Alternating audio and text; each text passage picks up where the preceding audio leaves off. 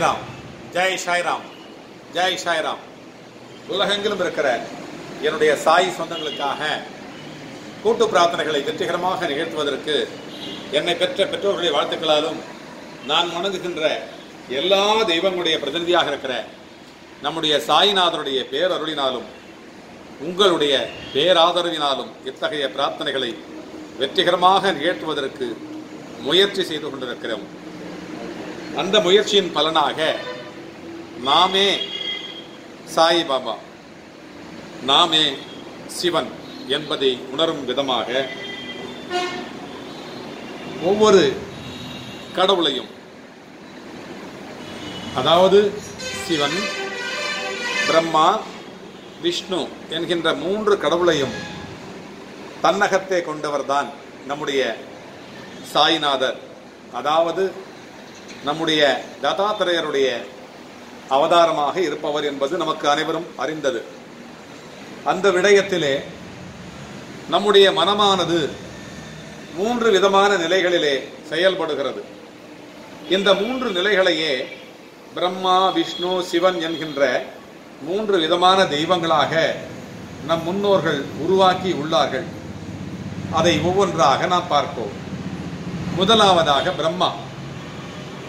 இது கட்டுப்பாடு அற்ற மனநிலையை குறிக்கும். அதாவது அன்கண்ட்ரோல்டு மைண்ட் என்பதை குறிக்கும். எப்பொழுதும் சதா சிந்தித்துக் கொண்டே இருக்கும்.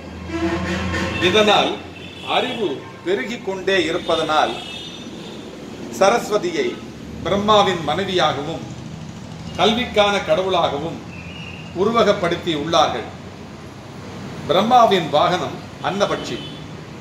அன்னபக்ஷி என்பது ஒரு கற்பனை படைப்பு.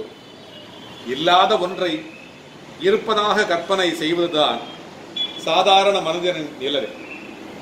இந்த நிலையையே பிரம்மாவிற்கு உருவகமாக படுத்தினார்கள்.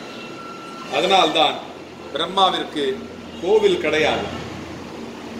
இரண்டாவதான மனம் விஷ்ணு மனம்.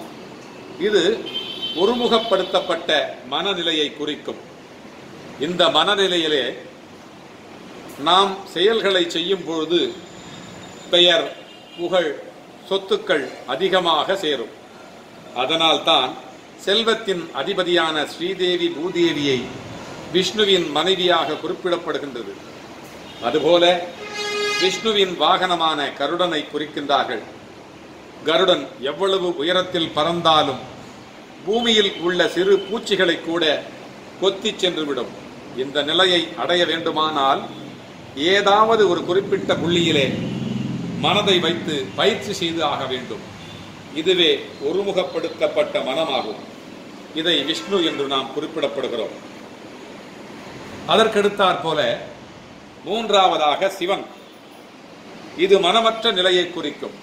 அதாவது டெஸ்ட்ராய்டு மைண்ட். இத்தகைய நிலையில் மகா மாய சக்திகள் உங்கள் வசப்படும். அதனால்தான் ஆதி பராசக்தியை சிவனின் மனைவியாக உருவகப்படுத்தி உள்ளார்கள். அதுபோல காளை மாடு என்பது சிவனின் வாகனமாக கூறுகின்றார்கள். காளை மாட்டினுடைய இயல்பு என்னவென்றால், அதை வண்டியில் பூட்டினாலும் சரி, செக்கில் மாட்டினாலும் சரி, அது இழுத்து கொண்டே இருக்கும். எந்தவித பலனையும் அது எதிர்பார்க்காது.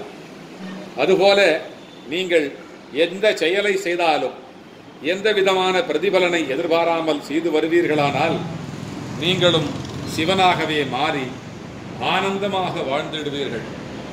இதுபோல மூன்று விதமான பிரம்மா, விஷ்ணு, சிவன் என்கின்ற மூன்று கடவுளுடைய அவதாரமாக இருக்கிற நம்முடைய சாயிநாதர் என்றென்றைக்கும் நம்முடைய தத்தாத்திரேயருடைய தத்த அவதாரமாக இருந்து கொண்டு மூன்று தேவராக காட்சியளித்துக் கொண்டு சிவனாகவும் பிரம்மனாகவும் விஷ்ணுவாகவும் காட்சியளித்துக் கொண்டு என்றென்றைக்கும் நம்முடைய வழித்துணை பாபா ஆலயத்திலே இருந்து கொண்டு நம்மை அருளாட்சி செய்து கொண்டு அவரே வழித்துணையாகவும் நம்முடைய வாழ்விலும் துணையாகவும் இருந்து வருகிறார் என்பது நாம் எல்லோரும் அறிந்த ஒன்று. பாபா தரிசனம், பாப விமோசனம், வியாழன் தரிசனம், விடியல் நிதர்சனம். வண்டலூர் வாருங்கள், வலியெல்லாம் மறப்பீர்கள். ஜெய் சாய்ராம், ஜெய் சாய்ராம், ஜெய் சாய்ராம்.